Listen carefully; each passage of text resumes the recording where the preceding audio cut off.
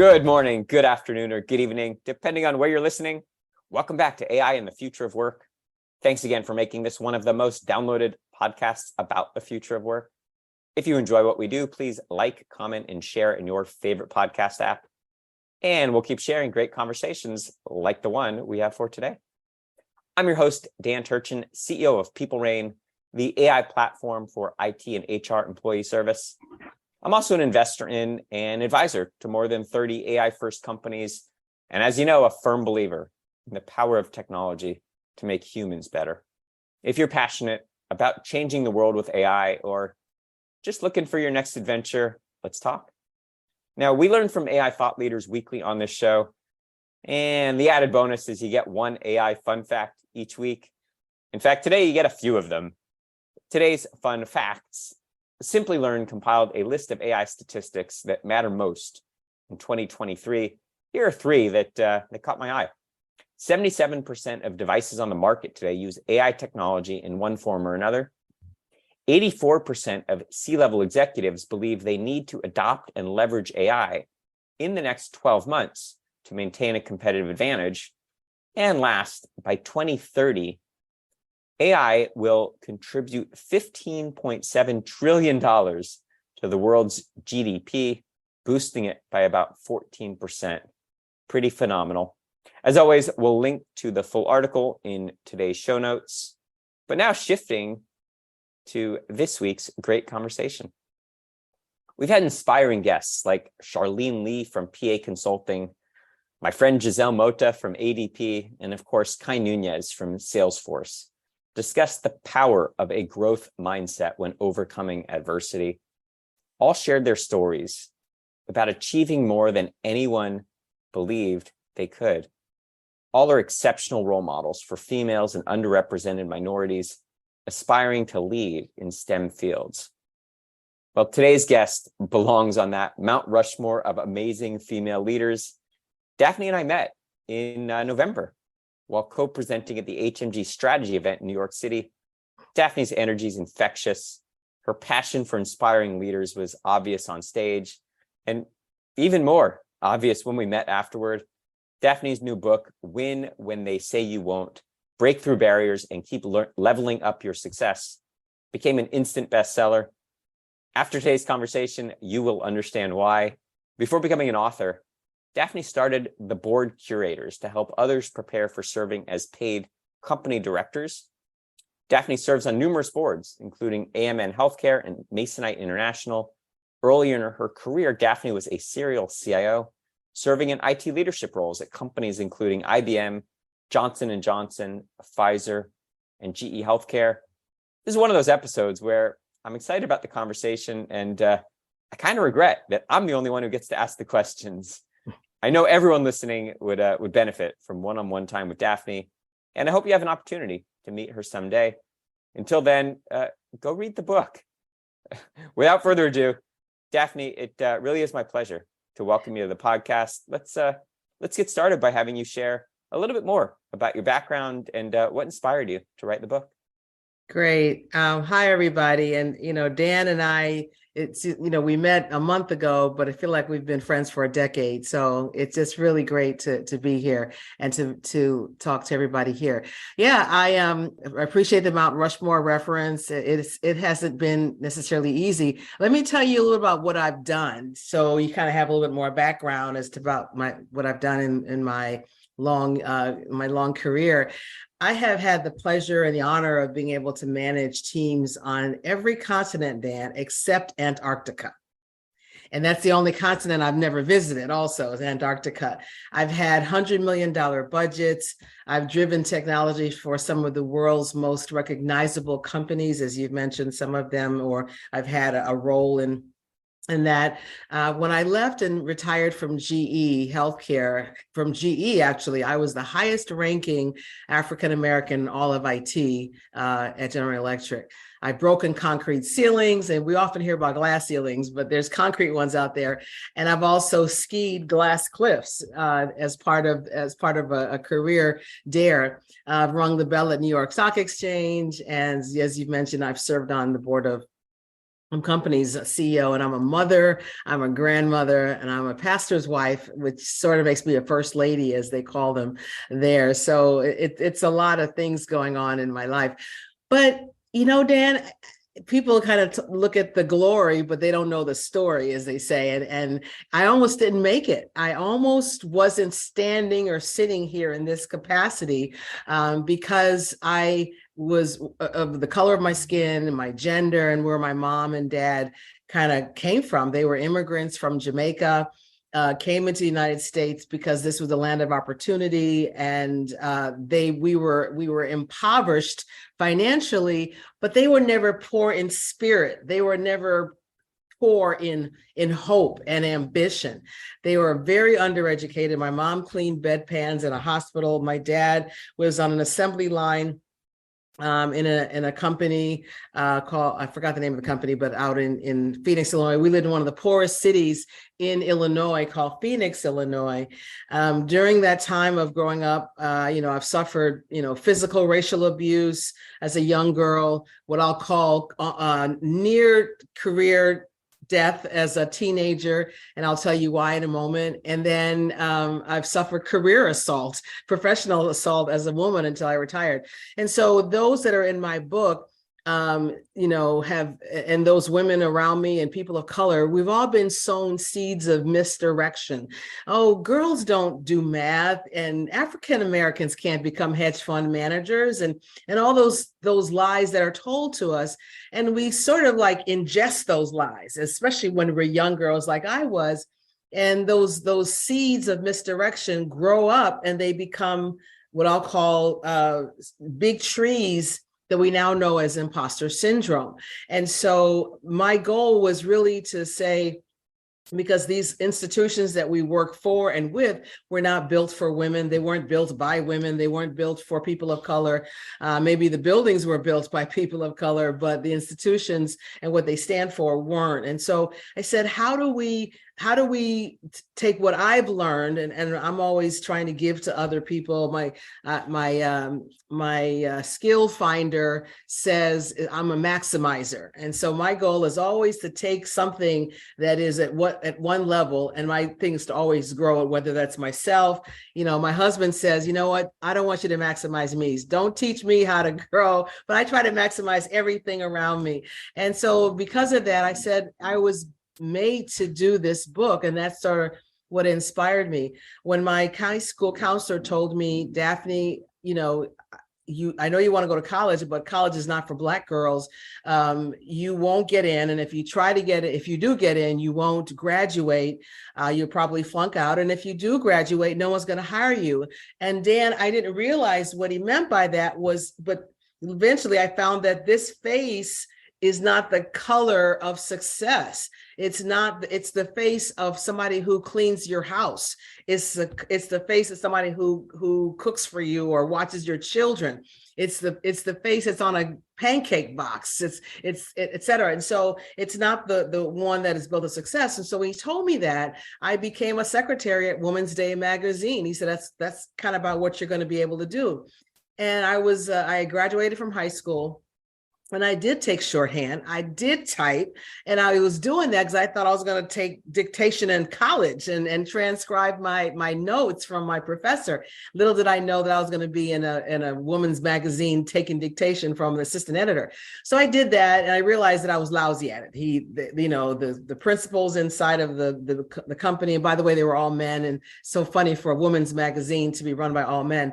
But anyway, I did that for a little while, and I ended up going to college when I realized that I should not be a secretary. I should have a secretary. So I went on to college, and then I got my undergraduate degree in 3 years instead of 4, and I got my MBA in 1 year instead of 2. All the while in the back of my mind, he's telling me, you're not a college person. You're just a secretary. You're just a secretary. And the word just doesn't mean that secretaries are not a good thing to be. It's that he put a limit on me, Dan, and he put a label on me. And he said, this is all you're going to be, is a secretary. So whether he had said I was only going to be a salesperson, or I'm only going to be a lawyer, it doesn't matter. You can't tell me what my narrative is going to be. I'm going to tell me what my narrative should be based on my passion and my purpose. So that's a little bit of my story. Daphne, as a white male coming from privilege, I'm the first to say that we often see the world in a very skewed way. One of the examples that you gave in the book, which is as chilling as a lot of what you just said, is that you've been in boardrooms where you've shared an idea, and then subsequently, maybe a male colleague in the boardroom will share that same idea, and what might have been ignored by you all of a sudden is endorsed by the rest of the board when it's shared by someone else. First of all, it's very disheartening that that actually happens, and I want more of these examples to be heard by people who might otherwise be tone deaf, that this actually exists. Give us more context around that. Is that actually happening in 2022, 2023? And what is this world coming to when we're when we lack awareness of that happening right under our noses? Well, I do want to say it's not in the boardroom that this is happening. This is actually when I was in leadership, my management leadership meetings. So I'd be reporting to the CEO of the company, and all of us around the table with the CEO would be talking about whatever. And you would find that this would happen. And you know what, Dan, part of it is you have to be introspective enough, because I can't say that the world is out to get me. I'm perfect and the world is not. I can't say that. I can say that when I go back to my past and I realize that I was laid off from IBM as an example, right? And my favorite job, my go-to company, they actually laid me off.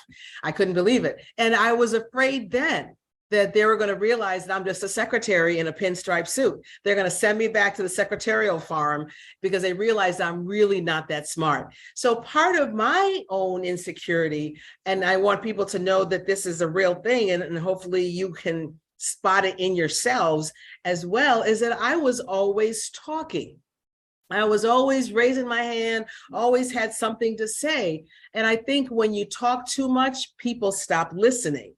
And so part of it was, it's a balance between, does that stuff happen today? Yes, it still does. Women, whenever I tell different stories about this, they said, yep, that happens to me. It even happens to me in my house, in my home. And so sometimes you have to know that you got to know that you are looking and waiting before you speak. And I'll tell you a story that happened to me.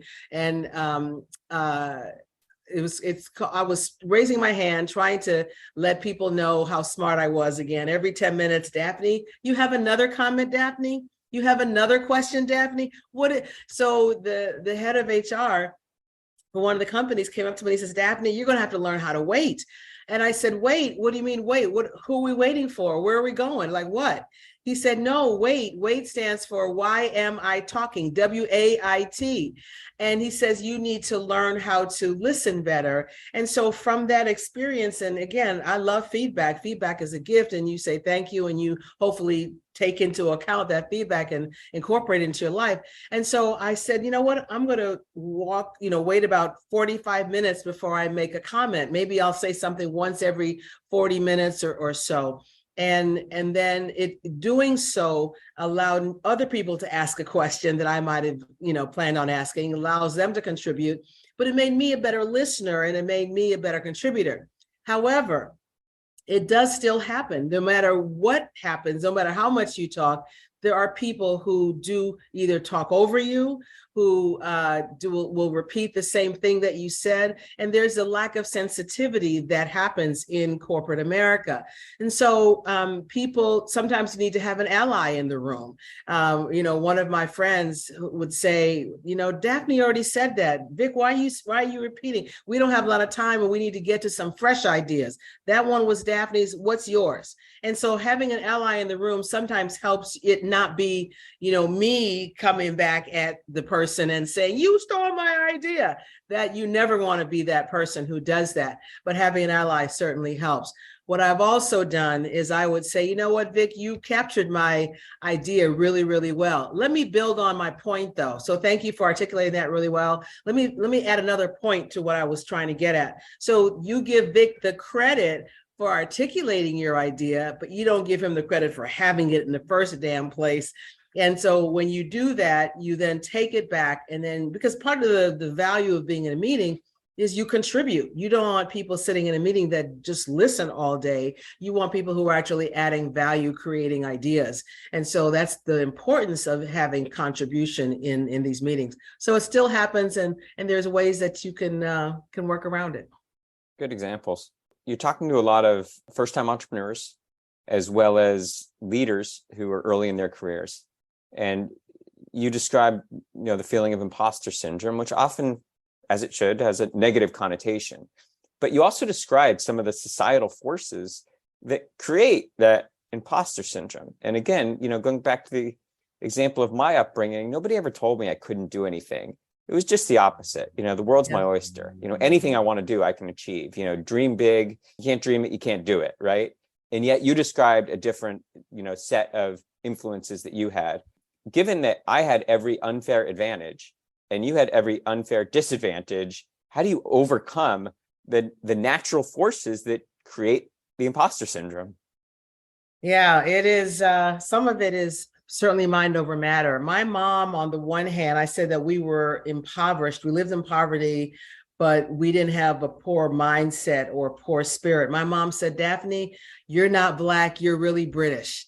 She said, and British, as you know, invented a lot of things. I still don't understand how they took over so much of the world, but they invented everything from polo to basketball to yachting to golfing, to you name it.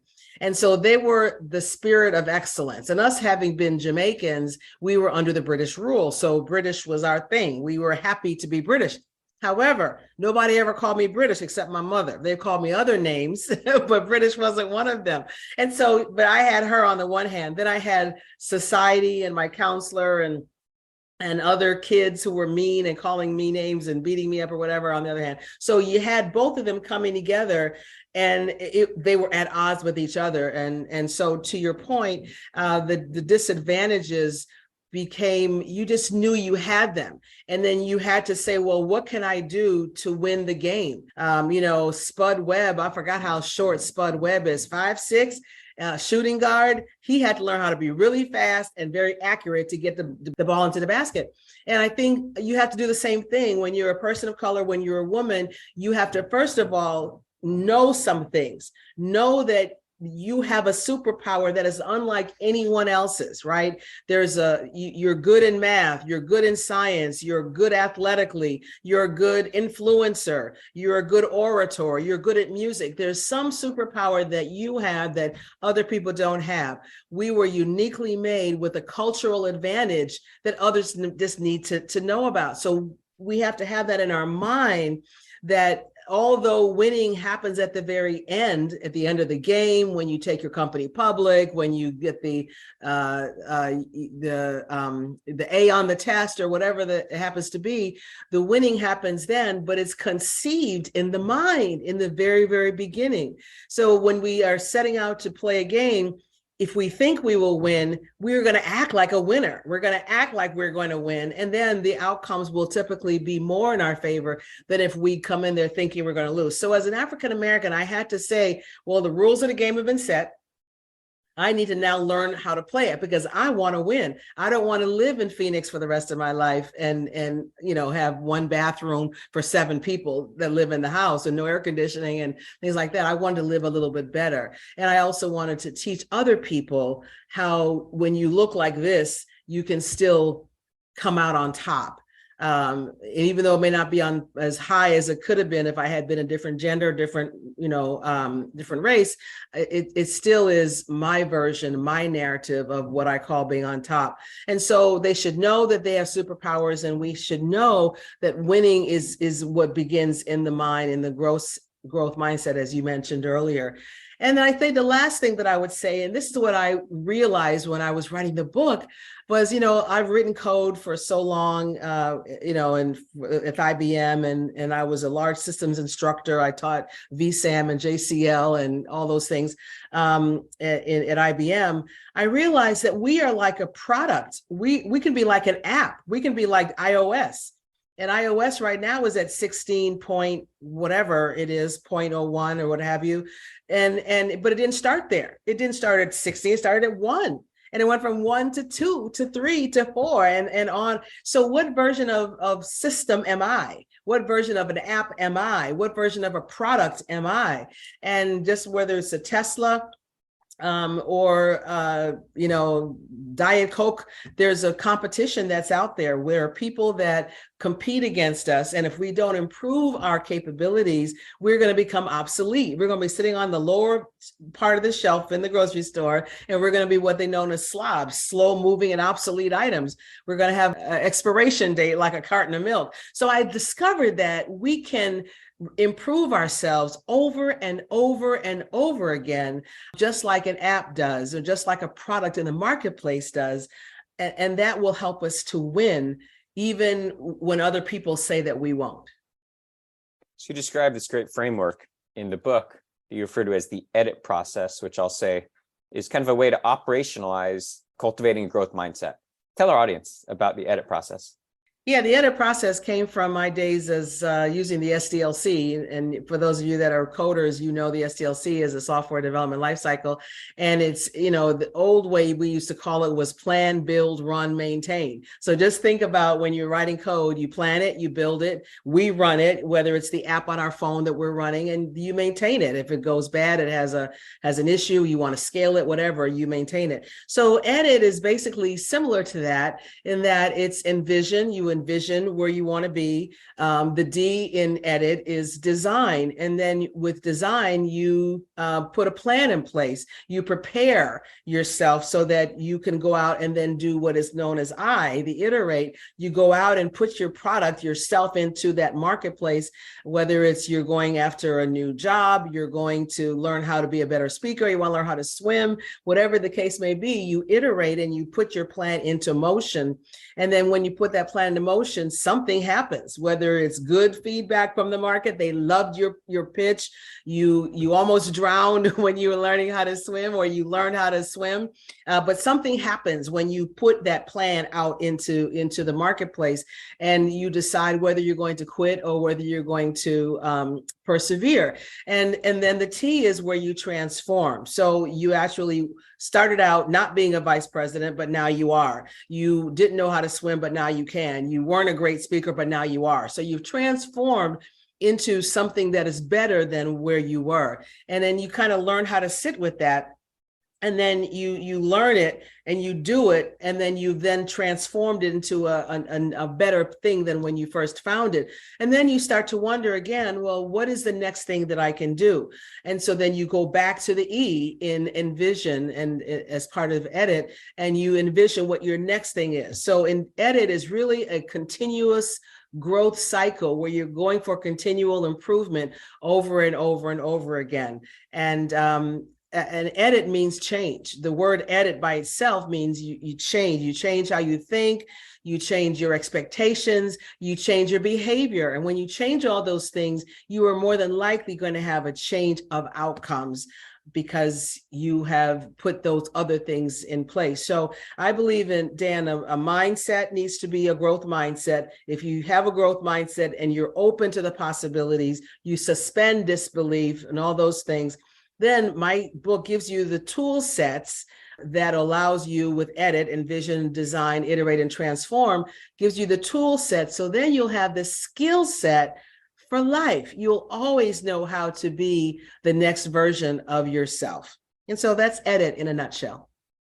So fast forward from the days that you described growing up in Phoenix, Illinois, and you're awful high school counselor, and all of a sudden you're an IT executive, you're a vice president, everything that everyone told you couldn't be, you became. Have you overcome your insecurity? Do you still feel that sense of you're having to achieve what others feel you can't, or do you feel a sense of calm, or a sense of, do you appreciate the success you've had? Yeah, I remember this movie with Jim Carrey. It was Me, Myself, and Irene. No, Me, Myself, and Irene. So it's like three different people, or two different people, actually, in this case, in my head. And on the one hand, it's like, yeah, I'm still that poor Black girl from the South Side of Chicago. And why are they looking at me? Are they looking at me because I'm Black? Or are they looking at me because they like my outfit? They look at me because I'm nice looking. They look at me because I don't belong here, and so I still have those feelings of I'm standing out because I'm usually the only African American in a lot of circles, right? And not necessarily the only woman, but for sure one of the only African Americans. So you never know why people are looking at you. And so on the one hand, you think you're great. On the other hand, you say, they don't like me or whatever. So I go through that, but then I have to remind myself, Daphne, look what you've done. Look where you've been. And, I guess you could flip a coin and say, you know what, I was lucky. But Louis Pasteur says that chance favors the prepared mind. I think I was prepared enough so that I became lucky enough, where my chance kind of went with me. And so I had to keep reminding myself, yeah, you didn't just flip a coin and it always ended up on heads, because I got laid off from IBM. I had been told by people that I wasn't good enough. I was withheld feedback from an HR leader because he said I was Black and he was afraid I was going to go Black on him. I've had things happen to me that it wasn't smooth sailing. So Dan, it's a great question. And yeah, I go through that every day. I don't wake up every day saying I'm amazing, I'm the top of the world. But then again, I do tell that to myself so that I can keep going and I can keep looking confident and I can keep being confident so I can help other people that come behind me, that they too can talk to themselves and talk through themselves into doing something really special and something great. When my two girls were little, we did this exercise. We went into the backyard with a shovel, and I had them first write down on a piece of paper everything that anyone has ever told you can't do. You can't run as fast as the boys. You'll never be as good at math. You'll never be as good at science. You'll never be as tall. You'll never be this or that. And I said, you write it down on a piece of paper, and we're going to go and we're going to bury the can'ts. And to this day in the backyard, those they're probably disintegrated by now. But a decade later, we talk about every time someone tells you what you can't do, you write it down and you bury it. What is your technique? You've been told so many times in life what you can't do, what you can't achieve, and yet here you are. How do you overcome pressure when you feel like the world, has your fate predetermined? I'm extremely competitive. I'm an amateur boxer. I'm learning how to fly a plane. I scuba dive. I set to do things that people have told me that I can't do. And I think I'm just a disobedient little girl. That's just me. I'm stubborn and bullheaded. And I say that jokingly, but I really mean it, that, when you're sick and tired of being sick and tired, then you say, what, I got to try something different. I got to try something new. And so I just say that I want something and I just go after it. And I know it's going to be hard. I know there's going to be opposition, but then I try to use my intellect and my intelligence and the things that I've learned in my business career. IBM has equipped me well. Johnson & Johnson has equipped me well. So I go to these different classes and I have mentors and sponsors and people who can speak into my life, and people call them your personal board of directors. Having those people, having the tools at your disposal that you are accustomed to, that you can just whip out your Johari's window. What's my weaks? What's my blind spot? What's my SWOT? What are my strengths? Understand yourself enough, understand myself enough to know I'm weak at that. I'm strong at that. If I'm weak at this, I need somebody who's strong around me who can bolster what I have. So having those tools around me is important. And then having the right people around me who can speak truth into me, who can say, Daphne, get up off that floor, get up. You don't belong down there. I remember I was down there and this is how I got back up. And so having those role models, sponsors and mentors to help you, because one of the things I discovered when I was writing the book was that I heard all these stories about women. One woman, Barbara, who was, she was a woman who wanted to get into the university club in Chicago, and women weren't allowed in the university club in Chicago. So she went back to her boss and she said, boss, can you help me? I think women need to be in this club. Can we boycott the university club and get other companies to do the same so they can allow women in there? Wow. She did that. Barbara Bowles, an amazing woman. I've had friends of mine who told me a story of how they were in their HR, head of HR job for one of the world's largest pharmaceuticals. And she'd be sitting in there and hearing men talk about how this guy, Joe, has 3 kids and his wife doesn't work. So he deserves the higher raise than Jane over here, who they don't know her story, but his story clearly was much more important. And, whatever happened to leadership, whatever happened to servant leadership, whatever happened to head, heart, and guts and performance metrics. And so I found that you have to have people around you that can advocate for you, and you have to know that you're not by yourself. There are other people who have gone through these things and look where they have made it and how they've come out on top.